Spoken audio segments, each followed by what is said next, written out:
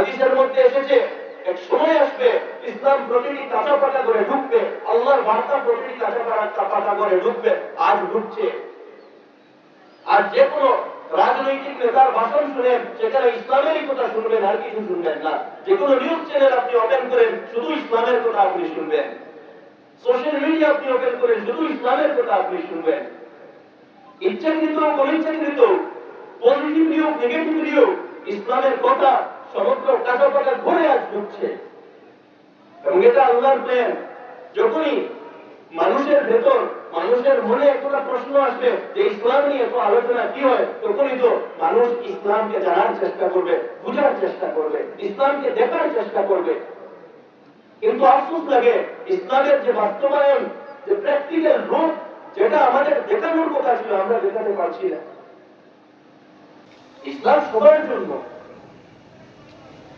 এটা শুধু একটি ধর্ম নয়। আমরা ধর্মের মধ্যে সীমাবদ্ধ করে দিয়েছি। ইসলাম আমাদের সৃষ্টিকর্তার পক্ষ থেকে সমগ্র মানব জাতির জন্য একটি উপহার। কিভাবে আমরা আমাদের পার্থিব জীবন অতিবাহিত করব, কিভাবে আদর্শ মানুষ হতে পারবো, সেই রাস্তা আল্লাহ তাআলা দেখিয়েছেন, তাকেই বলা হয় ইসলাম। আর ইসলামের সূচনা, আমরা বড় সৌভাগ্যবান,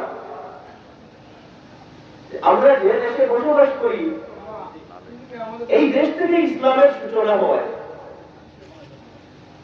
আমাদের অনেকের মধ্যে একতা মিসকনসেপশন, ভুল ধারণা। মানুষের মনে করে যে ইসলামের সূচনা হয় 1400 বছর আগে মক্কা থেকে।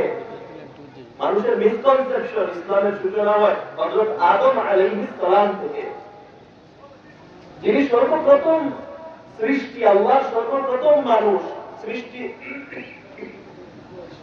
সর্বপ্রথম মানুষ, আদি পিতা হযরত আদম আলাইহিস সালাম, যিনি সৃষ্টিকর্তার বার্তা নিয়ে এই পৃথিবীতে এসেছিলেন। এবং সর্বপ্রথম যে দেশে হযরত আদম আলাইহিস সালামের পদার্পণ হয়েছিল, সেই দেশ কোন দেশ? আমাদের ভারতবর্ষ। তো ইসলামের সূচনা হয় আমাদের দেশ থেকে, ভারতবর্ষ থেকে। একথা আমাদের বুঝতে হবে। আমাদের ইতিহাস এবং আমাদের যে কোন উদ্দেশ্যে আল্লাহ তাআলা আমাদেরকে পাঠিয়েছেন, সেগুলো বুঝতে হবে। তো হযরত আদম আলাইহিস সালাম থেকে সূচনা হয়। এবং সময় সময় আল্লাহ তাআলা তার প্রিয় বান্দাদেরকে প্রেরণ করেন। কারণ কিছুদিন পর মানুষ পথভ্রষ্ট হয়ে যায়, তাদেরকে সঠিক রাস্তায় আনার জন্য সময় সময় আল্লাহ তাআলা তার প্রিয় বান্দাদেরকে প্রেরণ করেন, মহাপুরুষদেরকে প্রেরণ করেন, এবং তাদের প্রচেষ্টায় আবার মানুষ তার সৃষ্টিকর্তার সাথে জড়িত হয়। তো প্রিয় বন্ধুগণ, আল্লাহ সুবহানাহু ওয়া তাআলা বড় ইহসান, বড় দয়া আমাদের প্রতি, যে আমরা আল্লাহ তাআলা আমাদেরকে তৌফিক দিয়েছেন যে আমরা আমাদের সৃষ্টিকর্তা আল্লাহ রাব্বুল আলামিনের সাথে যতটুকু সম্ভব আমরা জড়িত থাকতে পেরেছি, সম্পর্কিত থাকতে পেরেছি। আল্লাহ সুবহানাহু ওয়া তাআলা এইভাবে ক্রমাগতভাবে সময় সময় তার প্রিয় বান্দাদেরকে প্রেরণ করেছেন, এবং সব শেষে মুহাম্মদুর রাসূলুল্লাহ সাল্লাল্লাহু আলাইহি ওয়াসাল্লামকে প্রেরণ করেছেন এই দ্বীনকে সম্পূর্ণ করতে, দ্বীন প্রতিষ্ঠা করতে, দ্বীনকে সম্পূর্ণ করতে। আল্লাহ তাআলা বলেছেন, আল-ইয়াওমা আকমালতু লাকুম দীনাকুম, আমি তোমাদের জন্য দ্বীনকে পরিপূর্ণ করলাম। যে দ্বীনের শুরুয়াত হয়েছিল হযরত আদম আলাইহিস সালাম থেকে, সেই দ্বীনকে আমি পরিপূর্ণ করলাম। তো দ্বীনকে পরিপূর্ণ করা হয়েছে। এরপরে আর এই দ্বীনের কোনো আপডেট করার প্রয়োজন হবে না। এমন একটি রেলিভেন্ট জীবন পন্থা আমাদেরকে দেওয়া হয়েছে কিয়ামত পর্যন্ত, যেটা প্রযোজ্য থাকবে। এবং আমাদেরকে দায়িত্ব দেওয়া হয়েছে যে তোমরা এই দ্বীনকে অনুসরণ করো। ইয়া আইয়ুহাল্লাযীনা আমানু আতিউল্লাহ ওয়া আতিউর রাসূল, হে ঈমানদারগণ, তোমরা আল্লাহকে অনুসরণ করো, আল্লাহর রাসূলকে অনুসরণ করো। ইয়া আইয়ুহাল্লাযীনা আমানু দুখুলু ফিস-সিলমি কাফা, হে ঈমানদারগণ, তোমরা পরিপূর্ণভাবে আল্লাহর অনুসরণে এবং আল্লাহর আনুগত্যের মধ্যে অন্তর্ভুক্ত হয়ে যাও, পরিপূর্ণভাবে আল্লাহর অনুসরণ করো। এটা আমাদের দায়িত্ব। আমাদের জীবনের এটা উদ্দেশ্য হতে হবে যাতে আমাদের জীবন আল্লাহর অনুসরণে অতিবাহিত হয়। এটা আমাদের লক্ষ্য থাকতে হবে, উদ্দেশ্য থাকতে হবে। আমরা উম্মতে মুহাম্মদী, আমাদেরকে বিভিন্ন দায়িত্ব দেওয়া হয়েছে। এর মধ্যে একটি দায়িত্ব হলো ন্যায় প্রতিষ্ঠা করা। নবীগণকে আল্লাহ তাআলা কেন প্রেরণ করেছেন? আল্লাহ তাআলা বলেছেন, লাকাদ আরসালনা রুসুলানা বিল বায়িনাত ওয়া আনজালনা মা'আহুমুল কিতাবা ওয়াল মিজান লিয়াকুমান নাসু বিল কিসত। আমাদের সৃষ্টিকর্তা বলেছেন, আমি সময় সময় রাসূলগণকে প্রেরণ করেছি, কিতাব অবতরণ করেছি। কি জন্য? লিয়াকুমান নাসু বিল কিসত, যাতে মানুষ ন্যায় প্রতিষ্ঠা করে। সমাজে ন্যায় প্রতিষ্ঠা করা, দেশে ন্যায় প্রতিষ্ঠা করা, মানুষের মধ্যে ন্যায় প্রতিষ্ঠা করা, এটি ছিল রাসূলগণের উদ্দেশ্য। আমরা দেখেছি আমাদের রাসূল সাল্লাল্লাহু আলাইহি ওয়াসাল্লাম যে সময় এই পৃথিবীতে এসেছিলেন, কি ধরনের অন্যায় অত্যাচার এই পৃথিবীতে ছিল। মানুষের মধ্যে হিংসা ছিল, বিদ্বেষ ছিল, ছোট ছোট ইস্যু নিয়ে মানুষ দীর্ঘদিন যুদ্ধ করত। সিভিল ওয়ারের অবস্থা ছিল, শাসন ব্যবস্থা প্রপারলি ছিল না, শাসন ব্যবস্থা জাস্টিস বেসড ছিল না, শাসন ব্যবস্থা ছিল কমিউনিটি বেসড, শাসন ব্যবস্থা জাস্টিসের উপর ভিত্তি করে ছিল না, শাসন ব্যবস্থার মধ্যে ছিল ডিভাইড এন্ড রুল, শাসন ব্যবস্থার মধ্যে ছিল এক্সপ্লয়টেশন, শাসন ব্যবস্থার মধ্যে ছিল করাপশন, শাসন ব্যবস্থার মধ্যে ছিল দুর্বল শ্রেণীর মানুষের উপর নির্যাতন এবং অত্যাচার। দুর্বলরা দুর্বল হতো, সবলরা সবল হতো। ইকোনমিক ইকুয়ালিটি ছিল না, ইকোনমিক জাস্টিস ছিল না। সেই যুগে আল্লাহ রাসূল আলাইহিস সালাতু ওয়াস সালাম এই পৃথিবীতে এসেছিলেন, মানুষকে ন্যায় এবং ন্যায় রাস্তা দেখিয়েছিলেন, ন্যায়ের জন্য সংগ্রাম করেছিলেন, সমাজে ন্যায় প্রতিষ্ঠা করে দেখিয়েছিলেন। কিভাবে সম্প্রীতি গড়া যায় সেই শিক্ষা আল্লাহ রাসূল আলাইহিস সালাতু ওয়াস সালাম দিয়েছিলেন। মানুষে মনে করতো আমার কমিউনিটি শ্রেষ্ঠ, আমি শ্রেষ্ঠ, এরকম মানুষের চিন্তাধারা ছিল। এবং বাকি অন্যান্য জাতি জনগোষ্ঠীকে মানুষ তার অপোনেন্ট, তার বিরোধী মনে করত। আল্লাহ রাসূল আলাইহিস সালাতু ওয়াস সালাম শিক্ষা দিয়েছিলেন পিসফুল কোএক্সিস্টেন্সের। অনেক শিক্ষিত ব্যক্তিরা রয়েছেন এখানে, আমি সবাইকে অনুরোধ করব অন্তত সিরতকে অধ্যয়ন করেন, সিরতকে পড়েন, সিরতের বার্তা সমাজের মধ্যে ছড়িয়ে দেন। আল্লাহ রাসূল আলাইহিস সালাতু ওয়াস সালামের শিক্ষা সমাজের মধ্যে ছড়িয়ে দেন। মিসাকে মদিনা, চার্টার অফ মদিনা, আল্লাহ রাসূল আলাইহিস সালাতু ওয়াস সালাম যখন মদিনা হিজরত করে গিয়েছিলেন, মদিনা মুনাওয়ারার মধ্যে ডাইভার্স কমিউনিটির মানুষ, ডাইভার্স কালচার, বিভিন্ন ধর্ম, বিভিন্ন জনগোষ্ঠী, বিভিন্ন ট্রাইব, এবং তাদের মধ্যে ছিল দীর্ঘ অনেক লম্বা দিনের যুদ্ধ, বিবাদ, ঝগড়া। সেই পুত্রগুলোর যারা লিডার, তাদেরকে নিয়ে আল্লাহ রাসূল আলাইহিস সালাতু ওয়াস সালাম বসেছিলেন এবং সর্বপ্রথম লিখিত সংবিধান প্রণয়ন করেছিলেন,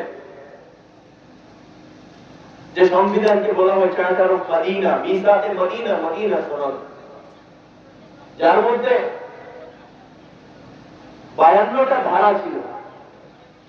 সেগুলো আমি এখানে আলোচনা করতে যাব না।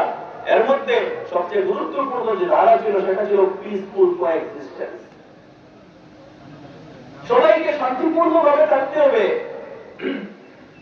আল্লাহ তাআলা এই পৃথিবীতে মানুষকে বিভিন্ন মত দিয়ে সৃষ্টি করেছেন এবং মানুষকে স্বাধীন করে রেখেছেন পরীক্ষার জন্য। পরীক্ষা, এটা আল্লাহর পরীক্ষা। মানুষকে আল্লাহ সুবহানাহু ওয়া তাআলা ফ্রি উইল দিয়েছেন। তুমি ইচ্ছা মতো চলতে পারো, তুমি ইচ্ছা মতো যে কোনো মত তুমি রাখতে পারো। আর এটাই আমি পরীক্ষা করার জন্য দিয়েছি যে তুমি সঠিক মত অবলম্বন করো না ভুল মত অবলম্বন করো, এটাই পরীক্ষা। তো ফ্রি উইল আল্লাহ তাআলা দিয়েছেন এবং আমাদেরকে শান্তিপূর্ণভাবে থাকার নির্দেশ আল্লাহ তাআলা দিয়েছেন। যার জন্য বলা হয়েছে লা ইকরাহা ফিদ্দীন, দ্বীনের মধ্যে কোনো জবরদস্তি নেই, দ্বীনের ক্ষেত্রে কোনো জবরদস্তি নেই। জোরপূর্বক তাকে কোনো ধর্মের মধ্যে অন্তর্ভুক্ত করানো যাবে না, সম্ভব নয়, জায়েজ নয়।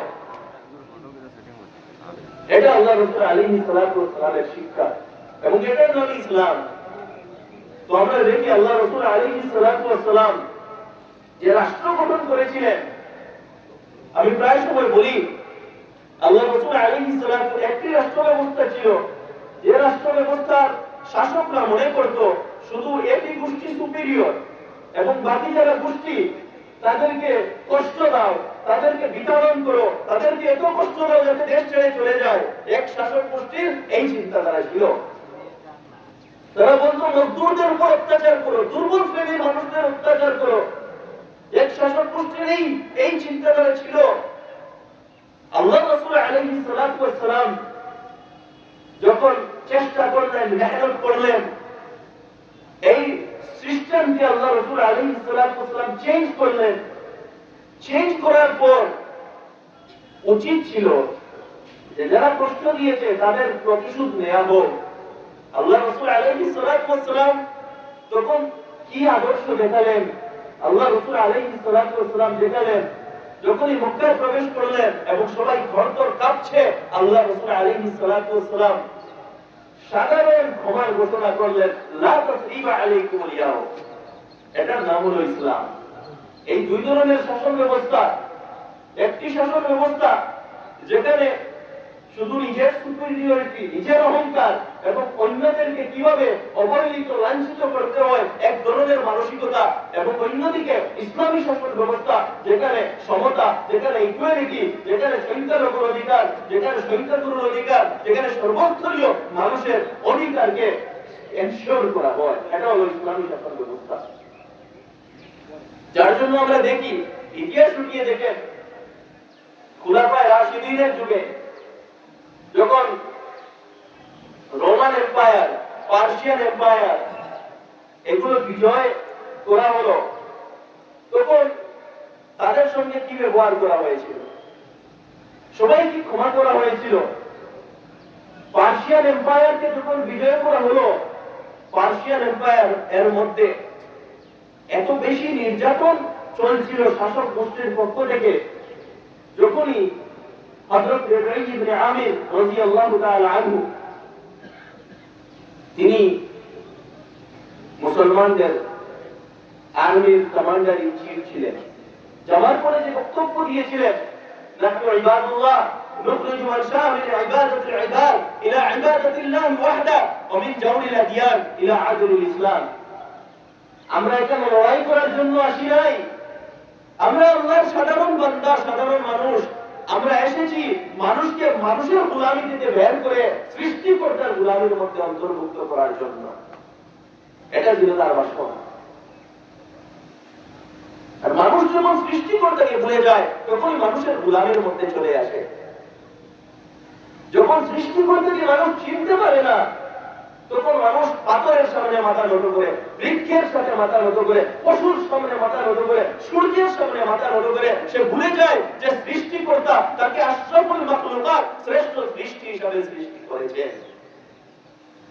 মানুষ যদি শ্রেষ্ঠ হয়, মানুষ যদি সুপিরিয়র হয়, কেন সে পাথরের সামনে মাথা নত করবে? মানুষ তো শ্রেষ্ঠ। লাকাদ খালাকনাল ইনসানা ফি আহসানি তাকওয়িম। মানুষ সুপিরিয়র এবং মানুষ কার সামনে মাথা নত করবে? একমাত্র তার স্রষ্টা সৃষ্টিকর্তার সামনে। এটাই হলো ইসলামের মেসেজ, এটাই ইসলামের বার্তা। আল্লাহ তাআলা এটাই আমাদেরকে শিক্ষা দিয়েছেন যে তুমি তোমার সৃষ্টিকর্তার সামনে মাথা নত করো, তোমার সৃষ্টিকর্তার সঙ্গে শিরক করবে না। ইন্না শিরকা লাযুলমুন আযীম। আজ আমরা আমাদের সৃষ্টিকর্তাকে চিনতে পারি। আমাদের সৃষ্টিকর্তাকে, তিনি সর্বশক্তিমান, তিনি দয়াবান, তিনি আমাদেরকে রিজিক দেন, তিনি রোদ দেন, তিনি বৃষ্টি দেন, তিনি সর্বক্ষমতার অধিকারী, কিন্তু আমরা চিনতে পারি না। তিনি আমাদেরকে শ্রেষ্ঠ সৃষ্টি হিসাবে সৃষ্টি করেছেন। মানুষ শ্রেষ্ঠ সৃষ্টি, যার জন্য আমাদেরকে যে দায়িত্ব দেওয়া হয়েছে, প্রথম দায়িত্ব হুকুকুল্লাহ, আল্লাহর হককে আদায় করা, এবং দ্বিতীয় হুকুকুল ইবাদ, মানুষের হককে আদায় করা। আল্লাহর হক আদায় করার পর আমাদের উপর দায়িত্ব হলো মানুষের হক, মানুষের অধিকার গুলো আদায় করা। মানুষই বড়, এটাই ইসলামের কনসেপ্ট। আল্লাহ তাআলার পরে বড়কে বড় মানুষ। তাই মানুষের অধিকার সর্বাবস্থায় এনশিওর করতে হবে। এমন কোন পলিসি অবলম্বন করা যাবে না, এমন কোন আইন প্রণয়ন করা যাবে না, এমন কোন রুল এবং রেগুলেশন বানানো যাবে না যার দ্বারা মানুষের অধিকার লঙ্ঘন হয়। এটা ইসলাম। মানুষ সর্বোপরি। সুতরাং যদি ইসলামের আদর্শে কোন শাসক হয়, সে কখনো বলতে পারবে না যে অমুক কমিউনিটিকে আমরা এগিয়ে নিয়ে যাব এবং অমুক কমিউনিটিকে আমরা কষ্ট দিব, তাদেরকে বিতাড়ন করব, তাদের মজদুরকে আমরা কম মজদুরি দিব। কোন সুস্থ বিবেক সম্পন্ন মানুষ এমন কথা বলতে পারবে না। এটাই পার্থক্য, এটাই ডিফারেন্স আল্লাহর দেওয়া শাসন ব্যবস্থা এবং ম্যান মেড শাসন ব্যবস্থার মধ্যে। ফিরআউনের শাসন ব্যবস্থা ম্যান মেড শাসন ব্যবস্থা ছিল। ফিরআউন কি করত? ইন্না ফিরআউনা আলা ফিল আরদ, ফিরআউন জমিনের মধ্যে অহংকার করত, অহংকারী ছিল। সে মনে করত আমার শাসন ব্যবস্থা, আমার ক্ষমতা চিরস্থায়ী। ওয়াজআলা আহলাহা শিয়া, এবং তার যে সমস্ত জনগণ, সেই জনগণের মধ্যে ডিভিশন করত, ডিভাইড করত। কিছু সংখ্যককে দুর্বল করত, কিছু সংখ্যককে সবল রাখত, এবং একটি এমন গেম প্লে করত যাতে তার কুর্সি, তার সিংহাসন যাতে সুরক্ষিত থাকে। এর পরিপ্রেক্ষিতে হযরত মুসা আলাইহিস সালাতু ওয়াস সালাম যে বার্তা নিয়ে এসেছিলেন, কি বার্তা নিয়ে এসেছিলেন? হযরত মুসা আলাইহিস সালাতু ওয়াস সালাম একদা ফিরআউনের সামনে বলেছিলেন যে তুমি অহংকার করবে না, তোমাকে কিন্তু তোমার সৃষ্টিকর্তার দিকে ঘুরে যেতে হবে, ফিরে যেতে হবে। You are accountable to your creator. তুমি ভুলে যেও না যে তুমি এখানে চিরস্থায়ী, তোমাকে তোমার সৃষ্টিকর্তার কাছে যেতে হবে। তোমার সৃষ্টিকর্তা তোমাকে জনগণের শাসক বানিয়েছেন যাতে তুমি ন্যায় প্রতিষ্ঠা করো, না অন্যায় প্রয়োগ করা দেখার জন্য। তো প্রিয় বন্ধুগণ, আমি কথা বলেছিলাম, সময় সময় আল্লাহ তাআলা রাসূলগণকে কেন প্রেরণ করেছেন? ন্যায় প্রতিষ্ঠা করার জন্য। সমাজে ন্যায় প্রতিষ্ঠা করতে হবে, এবং প্রকৃত মুসলমান সেই ব্যক্তি যার যে ন্যায় পরায়ণ, যার ভেতর ন্যায় রয়েছে, যার ভেতর মানবতা রয়েছে, যার মধ্যে রয়েছে উত্তম চরিত্র। আর এটাই ইসলামের বাস্তবিক রূপ। আমাদেরকে দায়িত্ব দেওয়া হয়েছে, কুনতুম খায়রা উম্মাতিন উখরিজাত লিন-নাস, তোমরা শ্রেষ্ঠ উম্মত, মানব জাতির জন্য তোমাদেরকে সৃষ্টি করা হয়েছে। তোমাদের সৃষ্টি শুধু সেলফ সেন্ট্রিক লাইফ স্প্যান করার জন্য নয়। হে উম্মতে মুহাম্মদী, তোমরা শুধু ব্যক্তিগত জীবন, ব্যক্তি স্বার্থ জীবন, নিজের স্বার্থ আদায়ের জন্য জীবন অতিবাহিত করলে তোমাদের হবে না। তোমাদের জীবন সমগ্র মানব জাতির জন্য উখরিজাত লিন-নাস, তা'মুরুনা বিল মা'রুফ, মানুষকে সৎ কাজের আদেশ দিতে হবে, সমাজে ভালো জিনিসকে প্রমোট করতে হবে। শিক্ষা প্রমোট করো, ন্যায় প্রমোট করো, ভ্রাতৃত্ববোধ প্রমোট করো, জাস্টিসকে প্রমোট করো, এগুলো সমাজে প্রমোট করতে হবে। ওয়াতানহাউনা আনিল মুনকার, সমাজ থেকে অপরাধ নির্মূল করতে হবে, অন্যায় নির্মূল করতে হবে, ক্রাইম নির্মূল করতে হবে, সমাজ বিরোধী কার্যকলাপগুলোকে নির্মূল করতে হবে। এটা তোমাদের দায়িত্ব। হে বন্ধুগণ, হে উম্মতে মুহাম্মদী, আমাদের দায়িত্বের দিকে ফিরে আসতে হবে। আজ আপনাদের সাথে আমার বলতে হয় যে আমরা নামধারী মুসলমান হয়ে গিয়েছি, আমাদের মধ্যে আজ ইসলাম নেই, আমাদের মধ্যে মহানবী সাল্লাল্লাহু আলাইহি ওয়াসাল্লামের আদর্শ নেই, আমাদের মধ্যে সাহাবাদের আদর্শ নেই। তাই তো আজ আমরা এই পৃথিবীতে নির্যাতিত। আমরা বলি আমরা নির্যাতিত, আমরা নির্যাতিত নয়, এটা আল্লাহর পরীক্ষা আমাদের উপর, এটা আল্লাহর পরীক্ষা আমাদের উপর। আমরা আমাদের দায়িত্বকে পালন করছি না। আমাদের দায়িত্ব শুধু পার্থিব জীবন অতিবাহিত করা নয়, শুধু 2-4 পয়সা অর্জন করা নয়, শুধু একটি ঘর তৈরি করা নয়, এগুলো তো আমাদের জরুরত, প্রয়োজন।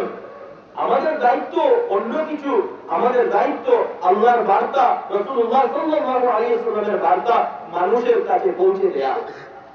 এটাই তো আল্লাহ তাআলা বলেছেন, ওয়াকাযালিকা জাআলনাকুম উম্মাতান ওয়াসাতা লিতাকুনু শুহাদাআ আলান নাস ওয়া ইয়াকুনা রাসূলু আলাইকুম শাহীদা। যে আমি তোমাদেরকে মধ্যবর্তী উম্মত হিসেবে পাঠিয়েছি।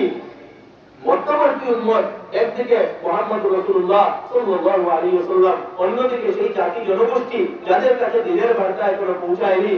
তোমরা দ্বীন পেয়েছো মুহাম্মদ রাসূলুল্লাহ সাল্লাল্লাহু আলাইহি ওয়াসাল্লাম থেকে, ডাইরেক্টলিও আর ইনডাইরেক্টলিও। আর তোমাদের দায়িত্ব সেই দ্বীনকে পৌঁছে দিতে হবে অন্যান্য জাতি জনগোষ্ঠীর কাছে, যাদের কাছে এখনো দ্বীন পৌঁছেনি, যারা এখনো ইসলামকে বুঝতে পারেনি, যারা ইসলামকে না বুঝার কারণে আজ ইসলামের সাথে নফরত করে, যারা ইসলামকে না বুঝার কারণে ইসলামকে ঘৃণা করে, যারা ইসলামকে না বুঝার কারণে ইসলাম ফোবিয়ার তারা শিকার হয়।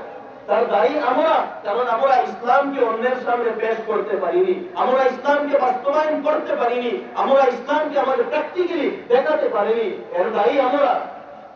আল্লাহর কাছে তওবা করতে হবে। হাদিসের মধ্যে এসেছে, এক সময় আসবে ইসলাম প্রতিটি কাঁচা পাকা করে ঢুকবে, আল্লাহর বার্তা প্রতিটি কাঁচা পাকা করে ঢুকবে। আজ ঢুকছে। আর যে কোনো রাজনৈতিক নেতার ভাষণ শুনেন, সেখানে ইসলামেরই কথা শুনবেন, আর কিছু শুনবেন না। যে কোনো নিউজ চ্যানেল আপনি ওপেন করেন, শুধু ইসলামের কথা আপনি শুনবেন। সোশ্যাল মিডিয়া আপনি ওপেন করেন, শুধু ইসলামের কথা আপনি শুনবেন। ইচ্ছাকৃত অনিচ্ছাকৃত, পজিটিভলি হোক নেগেটিভলি হোক, ইসলামের কথা সমগ্র কাঁচা পাকা ঘুরে আজ ঢুকছে। এবং এটা আল্লাহর প্ল্যান। যখনই মানুষের ভেতর, মানুষের মনে একটা প্রশ্ন আসবে যে ইসলাম নিয়ে এত আলোচনা কি হয়, তখনই তো মানুষ ইসলামকে জানার চেষ্টা করবে, বুঝার চেষ্টা করবে, ইসলামকে দেখার চেষ্টা করবে। কিন্তু আফসোস লাগে, ইসলামের যে বাস্তবায়ন, যে প্র্যাকটিক্যাল রূপ, যেটা আমাদের দেখানোর কথা ছিল, আমরা দেখাতে পারছি না। আমাদের মধ্যে অন্যায়, আমাদের মধ্যে করাপশন, আমাদের মধ্যে দুর্নীতি, আমাদের মধ্যে দায়বদ্ধহীনতা। মুসলমান অর্থ কি? মুসলমান অর্থ এমন ব্যক্তি যে আপাত মস্তক একজন ভালো মানুষ। যদি এক কথায় মুসলমানের আমি ডেফিনেশন দেই, আপাত মস্তক একজন ভালো মানুষ হল মুসলমান। যার মধ্যে করাপশন নেই, যার মধ্যে দুর্নীতি নেই, যার মধ্যে কোনো মিথ্যা কথা নেই, যার মধ্যে চুরি নেই, যার মধ্যে অন্যকে কষ্ট দেওয়ার মানসিকতা নেই। আল্লাহ রাসূল আলাইহিস সালাতু ওয়াস সালাম বলেছেন, যে অন্যকে কষ্ট দেয় সে মুসলমান নয়, যে দুঃখ দেয় সে মুসলমান নয়। আল্লাহ রাসূল আলাইহিস সালাতু ওয়াস সালাম বলেছেন, প্রকৃত মুসলমান যার হাত থেকে অন্য সুরক্ষিত, মুখ থেকে অন্য সুরক্ষিত, যে অন্যকে কষ্ট দেয় না। আজ আমরা অসংখ্য মানুষ এখানে বসে আছি, কিন্তু যদি আমরা একটি অ্যাসেসমেন্ট করি, একটি সার্ভে করি, 95% এমন ঘর রয়েছে যে ঘরে নিজের বোনের হক দেওয়া হয় না। কি ধরনের মুসলমান আমরা? মিরাজকে কোরআনের ভিত্তিতে বন্টন করা হয় না। আল্লাহর গজব আসবে না, রহমত আসবে। তালাকের বিধান একদিকে, আমাদের তালাকের ব্যবস্থা অন্যদিকে। আল্লাহর গজব আসবে না, রহমত আসবে। প্রিয় বন্ধুগণ, আমাদেরকে ফিরে আসতে হবে, আল্লাহর দিকে ফিরে আসতে হবে। আমাদেরকে প্রকৃত মুসলমান হিসাবে গড়ে দেখাতে হবে। মুসলমান হওয়ার অর্থ শুধু এটা নয়, এটা একটা মিশন। ইসলাম একটা মিশন। শুধু পার্থিব জীবন এর চিন্তা রাখলে হবে না। মহানবী সাল্লাল্লাহু আলাইহি ওয়াসাল্লামের শিক্ষা ও আদর্শকে আমাদের জীবনে বাস্তবায়িত করতে হবে, প্র্যাকটিক্যালি ইমপ্লিমেন্ট করতে হবে, এবং অন্যান্য জাতি জনগোষ্ঠীর কাছে ইসলামের বার্তা পৌঁছিয়ে দিতে হবে। এটা আমাদের দায়িত্ব, আমরা পারিনি। এজন্যই আজ নফরত, এজন্যই আজ বিদ্বেষ, এজন্যই আজ হিংসা।